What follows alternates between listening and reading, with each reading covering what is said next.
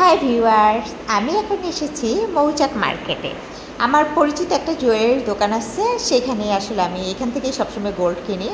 So ভাইয়া আসলে আমাকে সবসময় বিদেশি গোল্ডই দেয়। আমি আসলে বাংলাদেশের গোল্ড কিনা তেমন পছন্দ করি না, তো আমি বেশিরভাগই দুবাইয়ের গোল্ড পরি, যেটা সত্যি কথা। তো আমি ভাইয়াকে যদি বলি যে আমার কিছু লাগবে, তো ভাইয়া আসলে দুবাই থেকে এনে দেয়। তো আমি আসলে অনেক দিন ধরে এই জুয়েলারি দোকান থেকে কেনাকাটা করি। আমার ভালো লাগে, কারণ উনি আমাকে সবসময় এই ভালো ভালো সুন্দর সুন্দর গোল্ড দেয়। আমি যদি একটা যে পছন্দ করি, ওই গোল্ডটা যদি ভালো না হয়, মানে পড়লে হয়তো নষ্ট হয়ে যাবে, এমন যদি হয়, তাহলে আমাকে বলে আপু এটা নিয়েন না। বলে যে আমি শুধু আপনাকে কাস্টমারই দেখি না, আমি আপনাকে বোনের চোখে দেখি, সো আপনাকে আমি খারাপ জিনিস দিতে পারবো না, মানে এত সুন্দর করে উনি বলে। তা আমি আসলে ওনার কাছ থেকেই সবসময় কিনি, ঠিক আছে। সো এই যে চেনটা কিনলাম, এই চেনটা আসলে আমার মেনলি গেছি আমি ব্রেসলেট কিনতে। তো ব্রেসলেট কিনতে গেছি, আমি ব্রেসলেটের কথা ভাইয়াকে আগেই বলে আসছিলাম। তো ব্রেসলেট কিনতে যাই, এই চেনটা আমার চুজ হয়ে গেছে। আমার আবার যে জিনিস পছন্দ হয় ওই জিনিস আমার চাই, মানে ছোটোবেলা থেকে এমন, যেটা আমার পছন্দ হবে এটা আমার লাগবে। তো ভাইয়াকে বললাম আমি তো টাকা নিয়ে আসিনি। বলে কি সমস্যা কি আপু, আপনি এমনি নিয়ে যান, কোনো সমস্যা নাই। আমি দুষ্টামি করলাম আসলে, আমার তো ব্যাগে কার্ড ছিল, কার্ড পাঞ্চ করলে আমি টাকা দিতে পারি, এটা কোনো ব্যাপার না। আমার ব্যাগে সবসময় কার্ড থাকে, ভিসা কার্ড আমি সবসময় ব্যাগে রাখি। সো আমি আসলে দুষ্টামি করে বললাম আমি তো টাকা নিয়ে নাই ভাইয়া, আমি আপনাকে আপনি যে আমাকে চেন দিচ্ছেন, তো আমি তো তাহলে টাকা দিতে পারবো না। কোনো সমস্যা নেই, আপনি এমনি নিয়ে যান। আমি দুষ্টামি করলাম। তারপর চেনটা কিনলাম। চেনটা মানে আমার কাছে খুব পছন্দ হয়েছে। অ্যাকচুয়ালি ভিডিওতে এত সুন্দর লাগতেছে না, কিন্তু সামনাটানি খুবই সুন্দর। আর এই যে এই ব্রেসলেটটা, মেনলি এই ব্রেসলেটটাই কিনতে গেছি আমি।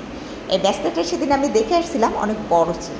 তো ভাইয়ারা বললাম যে আমার হাতে তো অনেক বড় হয়। বলে কি ঠিক আছে, আমি আপনাকে অর্ডার দিয়ে আর একটু ছোটো সাইজ আনায় দিচ্ছি।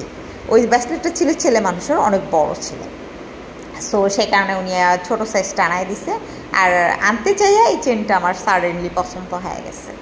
তো পছন্দ হয়েছে, পরে চেনটাও ব্রেসলেটটা দুইটাই নিয়ে নিলাম। তো গোল্ডের দাম তো আসলে অনেক বেশি, আগের মতো আর কেনাকাটা করতে পারি না। আগে তো হিউজ পরিমাণ করতাম, কারণ আমি গোল্ড পরার পাগলা।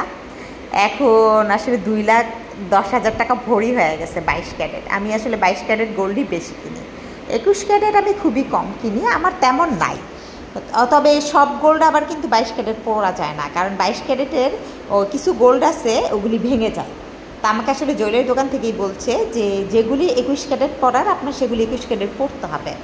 আর যেগুলি 22 ক্যারেট, আপনি তো ওগুলি নর্মালি বিদেশি, ওগুলি আপনি 22 ক্যারেট কিনতেই পারেন, সমস্যা নেই। তো আমাকে আসলে কোনটা ভালো কোনটা মন্দ সবসময়ই আমাকে ভাইয়াটা বলে দেয়। তো ওই হিসাবে আসলে আমি কেনাকাটা করি। তো গোল্ড কিনলাম, কিনে দুঃখের বিষয় বাসায় নিয়ে যেতে পারবো না, কারণ দেশের যা অবস্থা। আবার বাসায় যেতে যেতে রাত হয়ে যাবে, আমার আরেকটা কাজ আছে। তো আমি বললাম যে গোল্ডটা নিয়ে আগে যাব ব্যাংকে রাখবো, রেখে তারপরে ওই কাজে যাব। কাজটা শেষ করে বাজার করে বাসায় ফিরতে হবে। সো গোল্ড নিয়ে যদি রাস্তায় রাস্তায় ঘুরি, যদি জানতে পারে ছিনতাইকারী, আমাকে ঠ্যাক দিয়ে সব নিয়ে যাবে। তাছাড়া বাসায় আমি কোনো গোল্ড রাখি না। বাসায় সত্যি কথা বলবো, আমি একটা আংটিও পরি না। মানে বাসায় আমি একেবারে ফকির হালে থাকি, কারণ দেশের অবস্থা খুব খারাপ। এই 2,10,000 টাকা ভরি, বুঝতেই তো পারতেছেন। বাসায় গোল্ড পরা মানে আত্মঘাতী, মানে নিজের জীবন দিয়ে দেওয়া, যেটা সত্যি কথা। আইসা ডাকাইতে এসে বলবে সব বের করো, না তোমাকে মেরে ফেলবো। ভাই গোল্ড রাখা দরকারও নাই, মরারও দরকার নাই। গোল্ড ব্যাংকে থাক, কোনো পার্টিতে গেলে ওইখান থেকে আনবো, এনে পরে আবার ওইখান থেকে দিয়ে আসবো, বাসায় আনা দরকার নাই। কিন্তু গোল্ড তো কিনতে ইচ্ছা করে, কী করবো, মেয়ে মানুষ তো বোঝেনি তো।